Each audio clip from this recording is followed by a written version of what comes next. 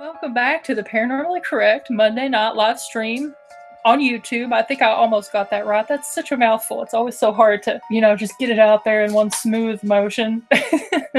I am your dazed and confused host, Sarah, as always, coming to you live tonight from the pantry of Area 51. That's right, they have a pantry. They do have Pop-Tarts. No snacks. Oh, I lied. I do have snacks. I have government snacks, government Pop-Tarts. Is there such a thing? But yeah, you guys want to hear some drama? Oh boy. Let's talk about aliens. That's what y'all came for, right? Aliens? That's what I'm here for, to talk about aliens. One of my favorite topics. I'm going to pull up a screen share and I'm going to show you guys some videos.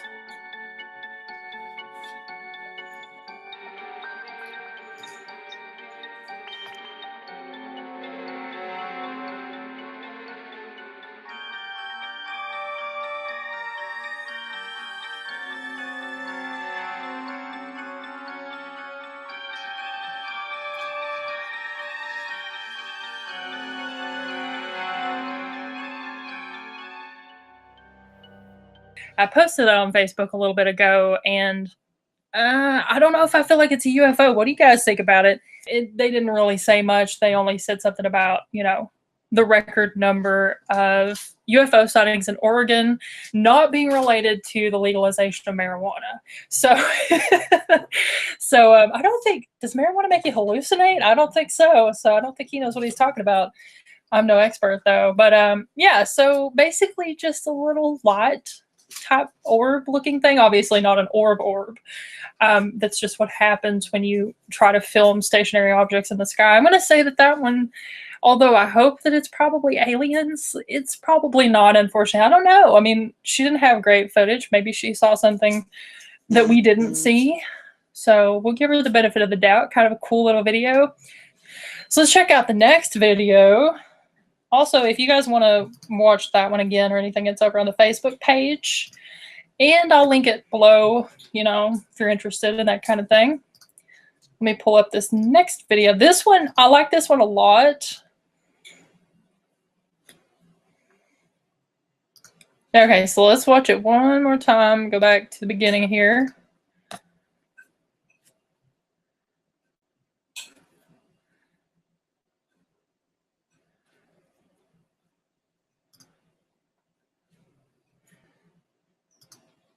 Okay, so if you look kind of dead center on the lower half of the screen, you will see that there is some sort of anomaly in the video.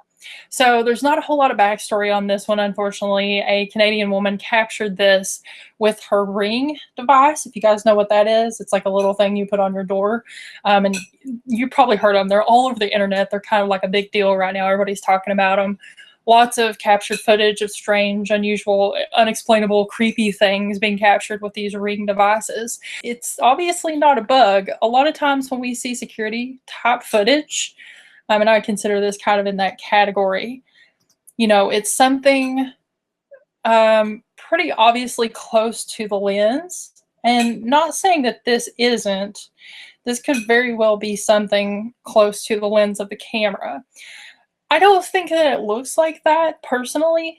I think this is kind of a strange video because whatever it is, it appears to be at a certain depth to where if it was anything really close to the camera, you would kind of see less transparency. You would see something opaque at some point throughout video, but you don't in this video. So this is what catches my attention about it. My guess, if I had to explain it, just to play devil's advocate for a minute, if I had to come up with a more logical explanation than ghost, I would probably say that the device malfunctioned somehow. There's something wrong with it. And possibly it's just a person, but I think that's a little bit of a stretch, to be totally honest. Let's see, what do you guys think about it? Tinfoil hat. There you go. And then I suspect that as technology grows and we start to have more and more new types of security devices and things like that, we'll see more and more footage as time goes on of things that are not quite so easy to categorize as you know, like a moth in front of a security camera at night, or, you know, some security cameras have this particular type of glitch in them where it'll make it look like something blurred and disappeared in the image when actually it's just a person that it's not capturing. If you know what I'm talking about, that happens a lot with security footage.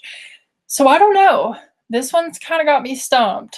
If it's not a malfunction in the camera and the device itself, then I'm going to say this one is possibly a ghost.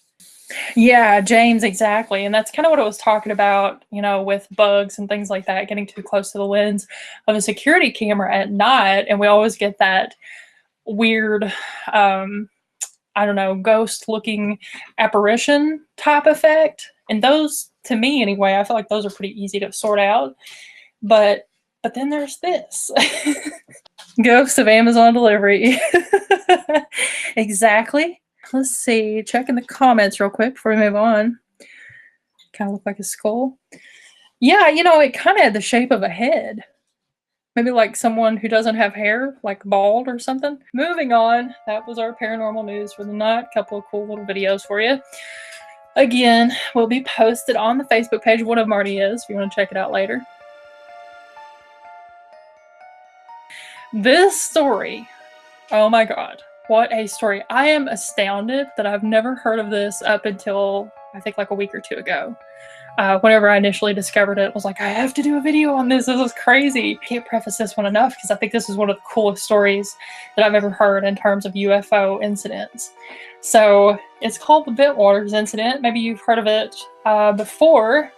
How many of you guys have heard of this? But just out of curiosity, does anybody know about the Bentwaters Incident? All right, so nobody's heard of it? For 3 nights in December of 1980, near Rendlesham Forest in Suffolk, England, military personnel from a local installation known as RAF Woodbridge studied and photographed a UFO which had landed in the woods. Some of the people, rather, coming as close as 5 feet to the craft itself. That's pretty close to be standing next to a UFO.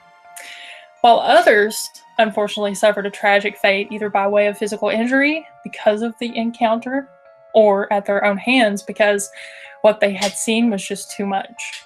In your sense, what could have been one of the greatest UFO incidents in history has been debated to be nothing more than a fabrication and surrounded by criticism and controversy, or even worse than that. You may know it as the Rendlesham Forest Incident or Britain's Roswell, but one man who was there and saw it all, including the frightening and fatal aftermath, knows it by its true name, which is the Bentwaters Incident. Larry Warren, now retired, was a U.S. Air Force security specialist. Some people say that he was a security officer or a security policeman. He actually said that he was a specialist. But he was present on night 3 of the incident. He still has a huge amount of story to tell. Lots and lots of details, lots of information.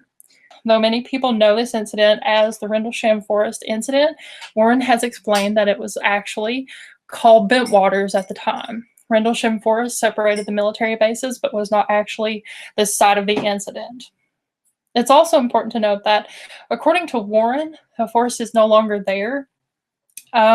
This part was confusing. I think he said it was destroyed in a hurricane. Don't quote me on that, but I'm pretty sure it was destroyed in a hurricane. It's entirely inaccurate when people travel to the nearby area and claim that the incident happened right here. And this is something that he kind of reiterated a couple of times because he said that the forest was destroyed, but there is an oak tree there that he kind of used as a mental marker for the exact location, and it's still standing. During the 3 nights in which the encounter took place, multiple teams of military personnel came to the location. Many were from the nearby Air Force Base. The base was a nuclear weapons storage facility, which was at the time illegal. Warren emphasizes that until this point, he was not a believer or a fan of UFOs or aliens. He said that he actually, still to this day, was never fascinated with like science fiction type stuff. He's not the type of person or the candidate to imagine something like this. You know, in a lot of UFO cases, people will kind of look for lots of reasons to nitpick a witness. And one of the first things that most people go to, which I know was the case with the Betty and Barney Hill story and the Flatwoods Monster, were they sci-fi fans? Were they the kind of people who were interested in this kind of stuff? He seems like a very straightforward person. I did notice that a lot of people criticized his character just because he's a charismatic person. You know, he's a talker. He's somebody who's very good at communicating and making a story interesting just because he seems like an interesting person. But I don't think that he's the type of person who would fabricate a story like this. During the 3 nights of which the encounter took place, multiple teams of military personnel came to the location. I mean, there were a ton of people there, lots and lots of people, lots of high-ranking military people. He also reiterates that numerous people who were present the night of the incident suffered from extreme physical injuries, illnesses, mental issues. John Burroughs, who we're not going to talk too much about in this because it'll get too confusing and cluttered, but John Burroughs was kind of like a prominent figure in parts of the story. He ended up having radiation damage to his heart, and it allegedly is not the type of radiation that he would have got from the facility, like from the base. It was radiation that they couldn't identify. You know, it was like something possibly not terrestrial. They didn't say that, but that's kind of how I took it. There were some people who passed away because of this too. He didn't go into a lot of detail. He mentioned one person who was Alabama, which was his nickname, Russell Jones, committed.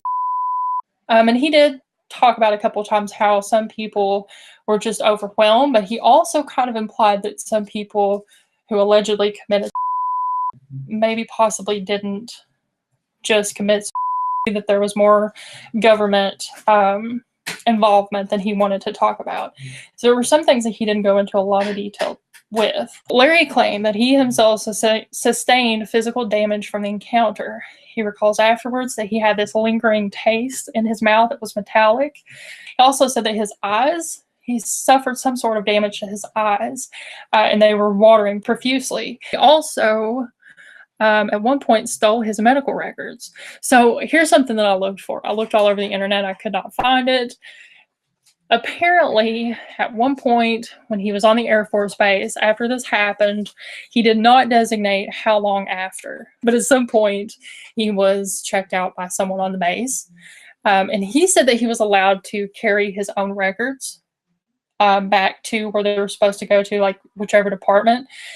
He said that someone stopped him, I think it was a colonel on the base, and told him, you'd be smart to just take a rest stop.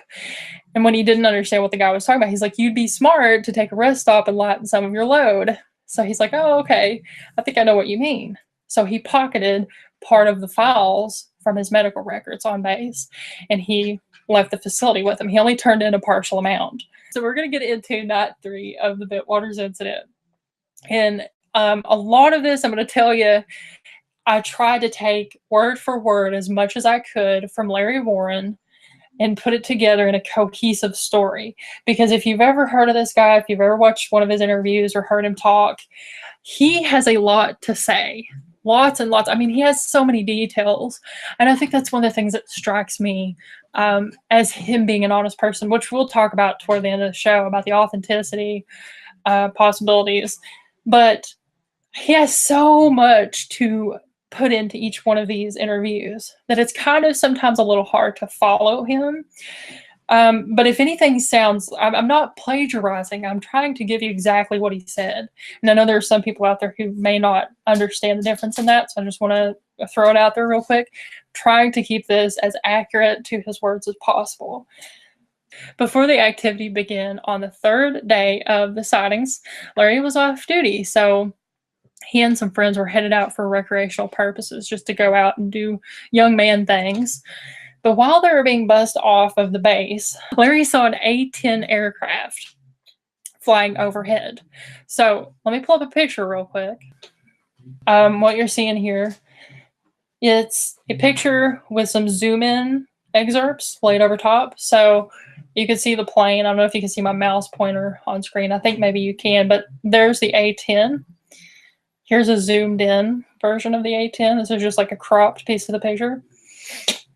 And here's a UFO, I believe. And I think that's what they believe too. Larry did not go into great discussion about this picture, which I found kind of strange. Like, why would you not talk more about this picture? But he did tell how and why he captured this picture. So while they were leaving the base, he had this little camera. It's like I think he says like a 1 in 10 camera. that he had bought, again, for recreational purposes, just, have a camera with him. And he happened to be carrying it around that particular day, luckily. So when he saw the A10, he pulled the camera out and tried to snap a picture of it. And he actually said that he didn't really know what he was going to capture in that picture. And he had the picture for years, the way I understand it. He had it for years before he realized there was anything in it. So very lucky capture, because that is a very good picture if it is what he says it is.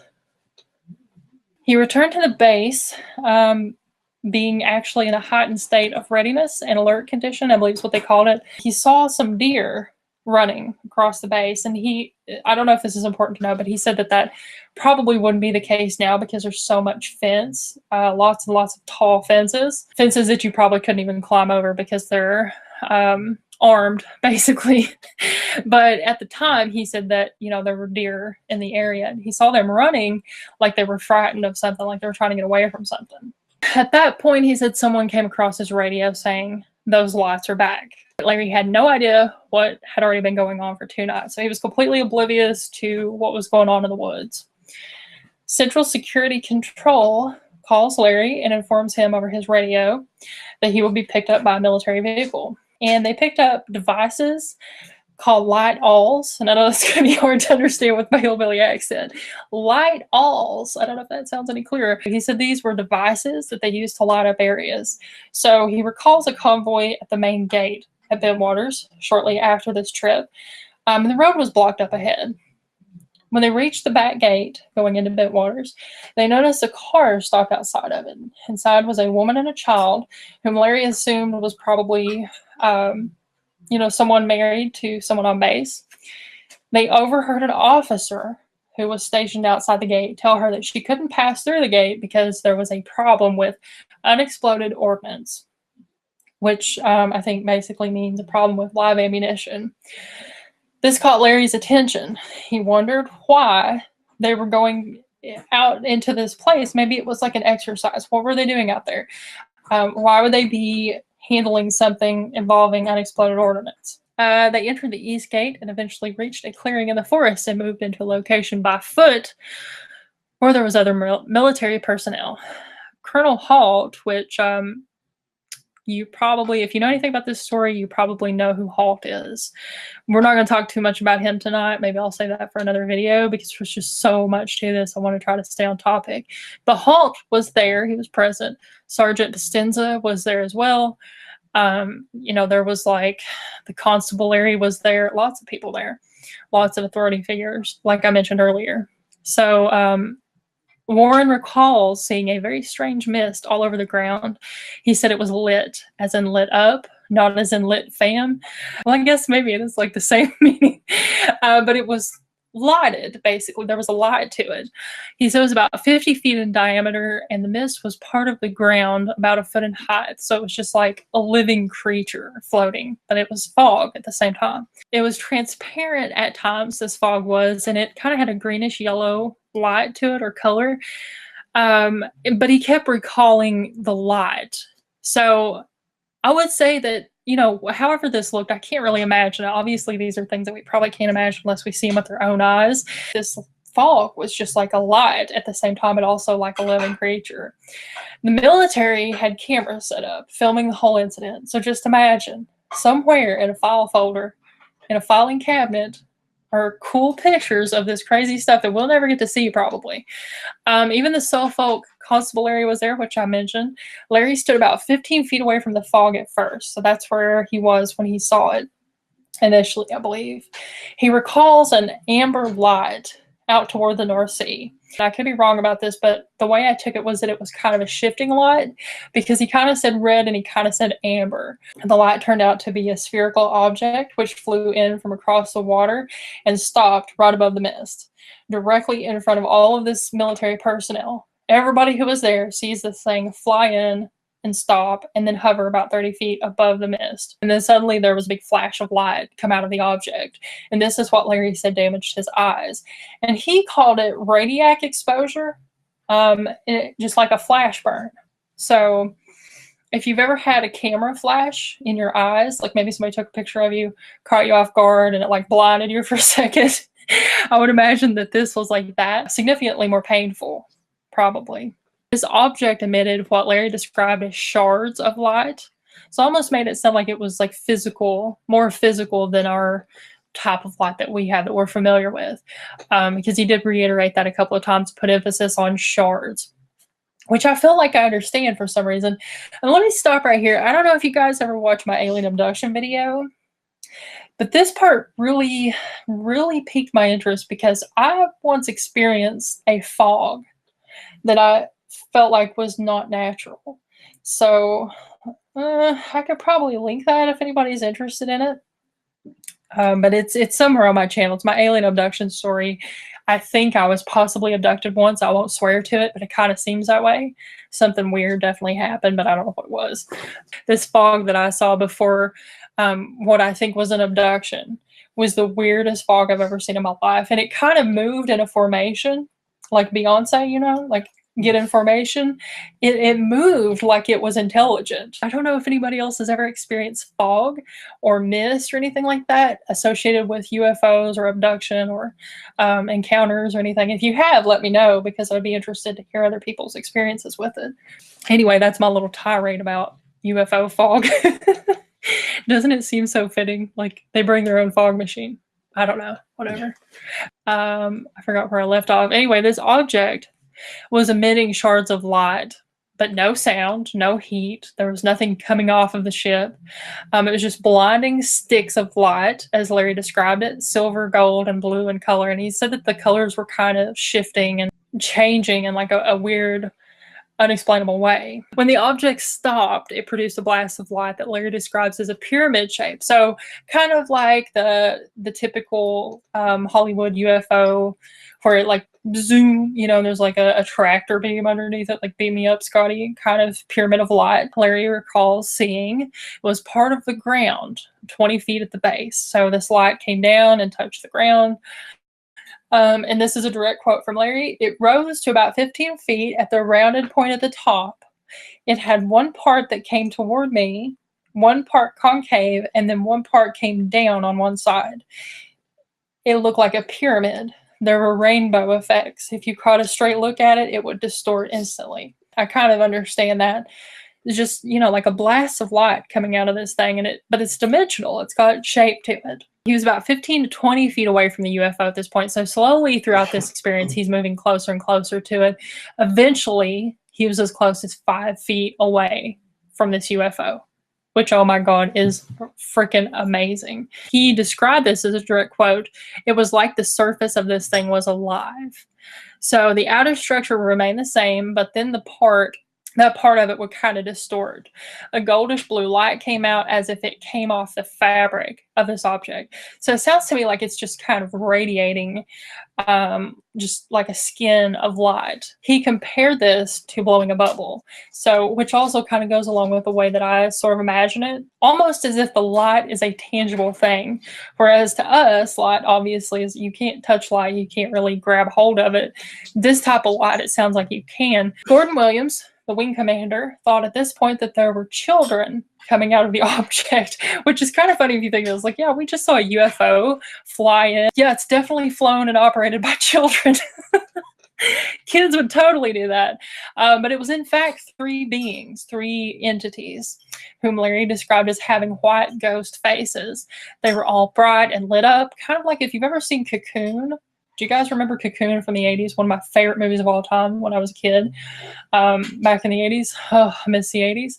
You remember how the alien was like just a light type creature? It was humanoid, but it was like glowingly ghostly all over. That's kind of what I imagine these things look like, just to give you a little bit of a mental image. I don't know if I'm accurate or not, but it kind of seems like that's what it was.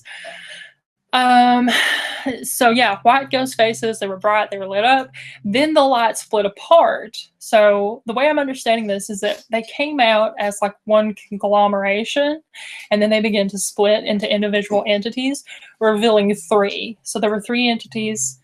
at that point. They were about 3 foot tall and levitating about a foot off the ground. The life forms seem to be part of the object, almost like they're part of the fabric of this thing. So another thing that Larry was asked in some interviews was there contact? Was there any type of communication between you and these entities or the military personnel in these entities? And he said, no, not to my knowledge. If there was, it was nonverbal, you know, maybe more like telepathy. So he only recalls, you know, them looking at each other, just like the people, the humans looking at them and them looking back at everybody. So can you imagine how awkward that probably was? Another thing that he talked about that I kind of don't have in my notes, but I think is interesting, is that he didn't really say if he felt like he was in some type of trance or anything. This would be one of my questions. If I could talk to him, I would say, did you feel like you were control, like if you were under some sort of control or under some sort of spell, or not really like spell as in witches and magic, but like maybe frozen in place? Like, did they have you under some sort of hypnotic control? He did say that he would like to talk to other people who were there about how they felt, what was going on in their minds at the time. So I don't know if he meant that maybe there was something like that going on, but I don't know. That was a question that I had that I think most people probably would want to know the answer to as well. I know from personal experience, the UFO that I saw the closest was pretty close, but nowhere near as close as these guys were. And I know that feeling. It's a very enigmatic feeling, but and it's hard to put into words too, but it's like you can't think. And you're kind of like, you go into your mind so much that you kind of forget to move your body, because the time that I saw one extremely close, and if you guys have never seen that video, I'll link it or whatever. If you're interested, you should definitely check it out. It's a feeling that kind of sucks you out of your body in a way. You almost feel like you're watching yourself watching whatever's happening. I don't know if I would call that a trance-like state, but it's kind of similar to one. I'm going to pull up some more pictures here real quick that I want to show you. They don't really fit in too much with the story, but I do want to show them to you.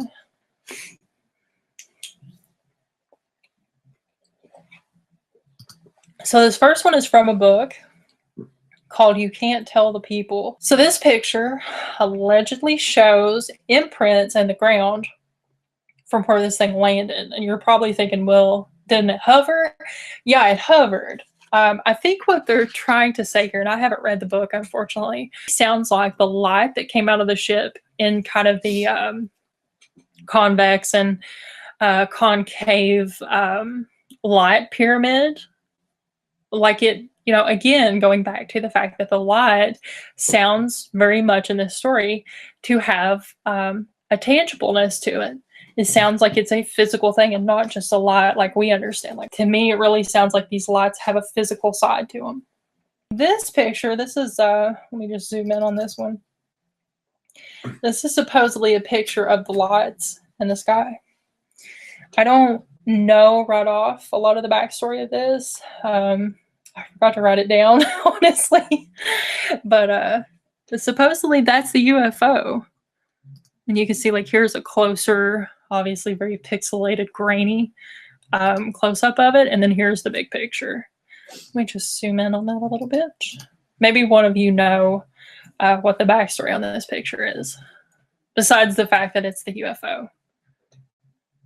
You can really see a formation there. It's, you know, pretty obvious to me. Hopefully it is to you as well. Kind of reminds me of E.T.'s UFO, if you guys remember what that one looked like. I kind of wonder if a lot of the UFOs and stuff like that that we see in movies, are they basing these UFO prototypes or designs or, you know, set design, things like that? Are they basing it off of real UFO reports? Or are they basing it off of maybe some type of knowledge that they have that we don't know that they have? Yeah, so we talked about how the life forms seem to be part of the object itself. No contact unless it was nonverbal. The light alls malfunction, the floodlights. Mechanical objects, other mechanical objects. He didn't really clearly designate which types, but he said that a lot of mechanical objects malfunction. Weapons became what he called a red hat which is basically armor, according to him.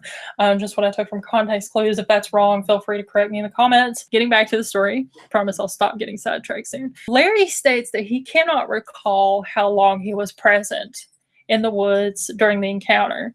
I think he kind of, you know, maybe alludes to the fact that his emotional status and mental status was basically in the red and overload, probably why he really doesn't have much of a concept of time.